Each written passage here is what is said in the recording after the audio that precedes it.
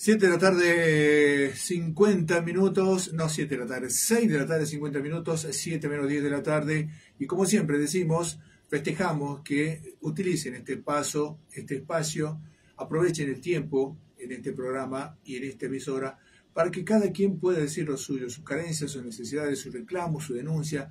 Y por eso siempre nosotros agradecidos y contentos de recibir visitas en nuestro programa. Es el caso de Gustavo Ontivero. Él es el representante de la Asamblea de los Pueblos Indígenas, de las comunidades indígenas. Gustavo, buenas tardes, bienvenido. Gracias por estar nuevamente. ¿Qué tal? Buenas tardes. Bueno, estábamos hablando un poquito acerca de lo que es la pobreza y la indigencia en estos tiempos tan difíciles. Bueno, hay algunos dirigentes que me dicen, bueno, pero pobreza siempre hubo, y de tal manera que la pobreza en el tejido social se le incorporó como pobreza estructural, algo que no debería ser, ¿no? Pero sin embargo existe. Bueno, desde hace algunos años se está naturalizando la pobreza y eso es grave. No solamente desde la sociedad, sino también desde las autoridades. Además, las autoridades han empezado, autoridades del Estado han empezado a naturalizar la pobreza en la sociedad como algo que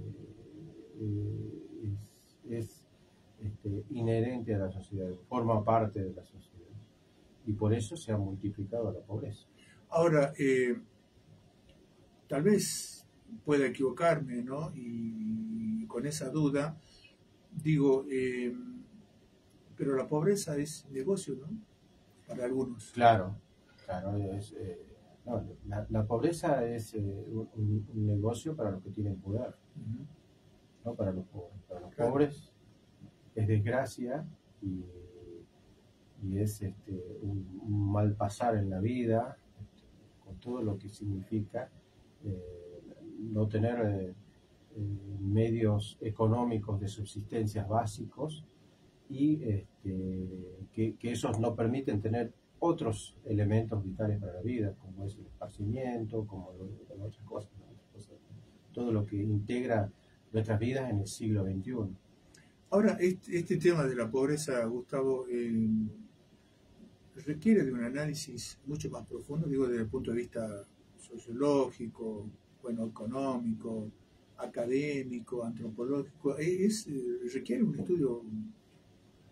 Sí, se han hecho estudios, ¿sí? se hacen estudios, es más, hay libros, hay publicaciones, hay de distintas universidades, de distintos institutos independientes, pero nosotros tenemos que plantearnos en dónde estamos, ¿no? Estamos en América del Sur, o Aviala, y es un lugar sometido, un espacio del planeta sometido a las grandes potencias mundiales. Dice que ayer se sancionó en la provincia de Jujuy la adhesión a la ley bases, específicamente a lo que se llama RIGI, ¿no? Sí. Y es algo que supuestamente va a traer fortuna, riquezas y trabajo a Jujuy, y es una imposición del poder ejecutivo de la nación, del Congreso Nacional, pero a la vez es una imposición de las grandes potencias. El saqueo de los recursos naturales es una imposición de las grandes potencias mundiales. Y allí deviene la pobreza. Digamos, ese es el origen de la pobreza, la política internacional. Ahora, acá tenemos una constitución que bueno, se ha modificado en 1994, en la Constitución Nacional, y particularmente en la provincia de Jujuy, que se discutió tanto y que, bueno, digo, hay no solamente se discutió, sino todo lo que sabemos, ¿no? Lo que pasó cuando fue la jura de la Constitución acá en la provincia. La Constitución de la reforma provincial, sí. Claro. Y hablábamos acerca de qué rol le cupo a los pueblos originarios, ¿no? Fueron consultados, no fueron consultados, tuvieron alguna gravitación. Hoy, por ejemplo, con el RIGI, hubo una consulta previa, que es la que figura en la Constitución, ¿se ha decidido algo? Mire, podemos hablar de los últimos 8 o 9 años, que son las actuales administraciones provinciales de gobierno, hubo más de 500 leyes. En las 500 leyes, algunas trataron específicamente sobre comunidades indígenas, como es la 5915, incluyendo la reforma, ¿no?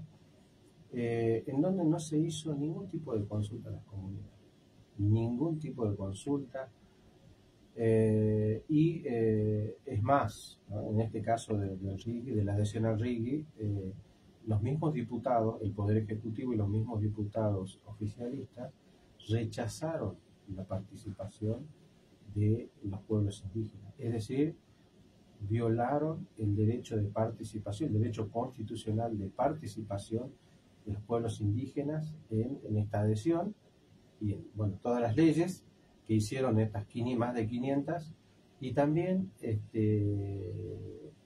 violaron el derecho de consulta que dicta el Tratado Internacional Convenio 169 de la Organización Internacional del Trabajo. Es decir, hoy, que es el Día de los Pueblos Indígenas, Día Internacional de los Pueblos Indígenas, en donde Naciones Unidas prohíja a los estados y a la sociedad en general al respeto a las comunidades indígenas de todo el mundo, estamos en un día en donde hace 24 horas se ha violado nuevamente el derecho de las comunidades indígenas de Jujuy, con esta adhesión y con todas las leyes que se vienen haciendo. Y pasó lo mismo con la Constitución, la reforma constitucional, y de allí la reacción del pueblo, de pueblos indígenas y de todo el pueblo de Jujuy ante ese manoseo, ¿no? No solamente de los derechos de los pueblos indígenas, sino de los derechos de toda la sociedad. Nosotros, recuerdo, no quiero que me traicionen la memoria, ¿no? Pero, y para eso está acá. Recuerdo que en un momento Natalia Sarapura, flamante diputada nacional en aquel momento, decía que sí se le había consultado a los pueblos originarios. ¿Esta consulta fue una consulta así, selecta, o alguna parte de los pueblos originarios que militante tal vez, o cómo se entiende, cómo se interpreta eso? Bueno, ellos siempre, bueno, cuando gobernaban los peronistas decían lo mismo, sí hemos consultado. O sea, siempre los gobiernos van a decir eso, van a mentir descaradamente, y en el caso de Sarapura o el ex gobernador Morales o el actual gobernador Sarit siempre van a decir lo mismo. Pero ante ellos tienen que presentar por lo menos algún acta, algún proceso, porque la consulta es un proceso. Claro. No es un acta, no es una reunión, no es un llamado de teléfono, che, ¿estás de acuerdo con esto? Es algo, mucho más serio, claro, en donde se debe hacer con tiempo. Una consulta a una comunidad, a un pueblo indígena, un plazo razonable de 6 meses, un plazo mínimo de 6 meses es razonable. Lo que hacen los gobiernos, en general, no hablo solamente de la administración radical actual, sino en general, hablo de todos los gobiernos nacionales, provinciales y de todos los partidos políticos en la Argentina, desde el año 1994, o desde el año 1992, que fue adoptado el convenio 169, siempre han sido, siempre se ha violado ese derecho de consulta. Nunca la han realizado como deben realizarlo, lo han consultado con sus amigos o han hecho reuniones engañosas. Fíjese, en la comunidad de la Quiaca Vieja hicieron eso, ¿no? En la comunidad de Caspalá, reuniones engañosas, y les hacen firmar muchas veces a los hermanos actas o papeles engañosos, ¿entiendes? Entonces, en donde se hace, ¿no? Pero hay en otros lugares donde directamente no se hace ningún tipo de consulta y se impone a la fuerza, con violencia y siempre con la infantería pesada que tiene la provincia, que tiene mala fama, se impone de esa manera, se imponen los proyectos. Fíjese, un ejemplo que lo conoce toda la provincia es el tren de la discordia y la violencia solar, ¿no? Claro. Dicen que es solar, eléctrico, que ha sido impuesto prácticamente a balazos y con despojos, con llanto, con sufrimiento, cuando un proyecto es bueno para la sociedad, pero la sociedad lo va a recibir a dos manos. va a agradecer al funcionario, lo va a aplaudir, pero es un proyecto impuesto de la peor forma, que es la violencia, y con métodos de envidia de los grandes mafiosos, no son los mejores para la sociedad. Y que lamentablemente, digo porque ha sido una gran inversión, ¿no? Un gran gasto en la provincia, lamentablemente en la mejor época de turismo no dio resultado, ¿no? Y no está dando resultados, ¿no? Lo que pasa es que hay un rechazo, fíjese, hay un rechazo no solamente de la sociedad local, sino también de los mismos turistas, al enterarse de que están subiendo a un tren que ha sido fruto del sufrimiento de muchas familias. El llanto ha destruido familias. Sí, sí. Las políticas de los gobiernos en estos últimos años, no hablo solamente de esta gestión, digo de años anteriores también, han llevado a la destrucción de familias y, mucho peor, de familias indígenas. Ahora, este que tema... es lo que no tienen muchas veces, no tienen mucho poder como para llegar a los grandes medios ni ser difundidas todo lo que sufren, ¿no? Ahora, Gustavo, ustedes que seguramente deben haber hecho ya un análisis y una proyección, ¿cómo observan este tema del RIGI, ¿no? Este régimen de inversión, de incentivo para grandes inversores? ¿Cómo piensan ustedes que lo va a Es otro de los títulos, es otro de las leyes que se agregan a esas 500 que le dije que se hizo. Son rimbombantes, son leyes que prevén proyectos faraónicos y que siempre anuncian que va a ser mejor el futuro y que van a tener más trabajo, pero vemos que pasan los años cada vez más pobres. Hoy hay prácticamente 65% de pobreza. Y cuando empezó la gestión, habría como un 40, esta gestión la última, habría como un 40, que era mucha la pobreza en Jujuy, ahora el 60, es decir, la van multiplicando a la pobreza con leyes que dicen que van a ser mejores para la sociedad. Es decir, que las leyes y los proyectos han servido de mucho. Lo que pasa es que los grandes inversores, los inversores serios, aquellos que realmente van a tener trabajo, si queremos que vengan inversores a Jujuy, van a ir a administraciones políticas provinciales o a países serios.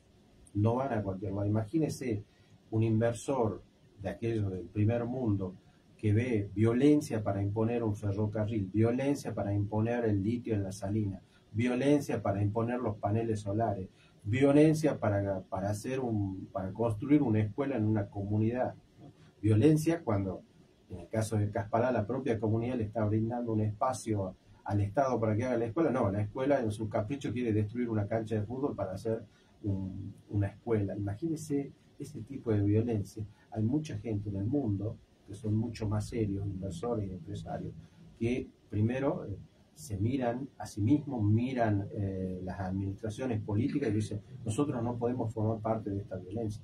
En el caso del gobernador Morales, del gobernador Ferrer o del gobernador Sadir actual, no podemos ser socios de una provincia que subyuga, somete y ejerce violencia con sus ciudadanos, y entre ellos pueblos indígenas.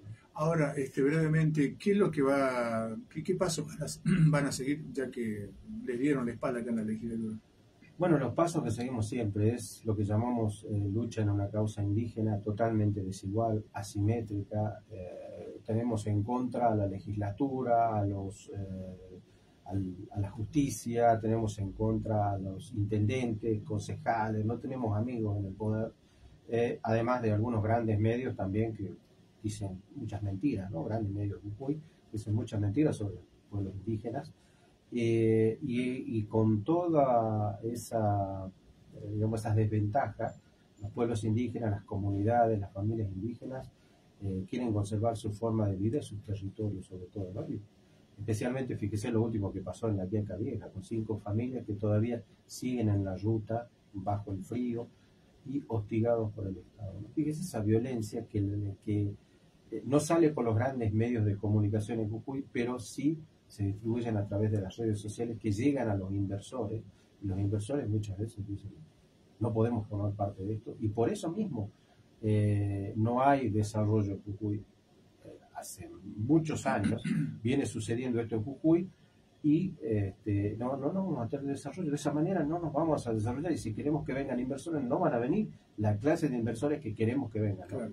Aquellos golondrinas, aquellos que son tan salvajes como los gobernantes, van a llegar y así como viene se van. Claro. Gustavo, como siempre, gracias por tu tiempo, por tu deferencia, y bueno, vamos a seguir de cerca, ¿no? Y vamos a seguir invitándolos para que la comunidad originaria, que es grande, amplia y que no se ha extinguido en nuestra provincia, pueda tener un espacio, pueda tener estos micrófonos para que puedan decir lo suyo también. Muchas gracias a usted. Y bueno, la cultura es difícil de colonizar, ¿no?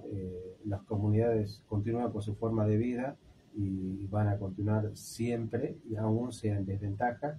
Y bueno, un saludo a todos los hermanos en este día de 9 de agosto, Día Internacional de los Pueblos Unidos. Gracias, Gustavo. Gracias. A esta hora de la tarde, 7 de la tarde, 5 minutos, nos vamos a la pausa y ya venimos.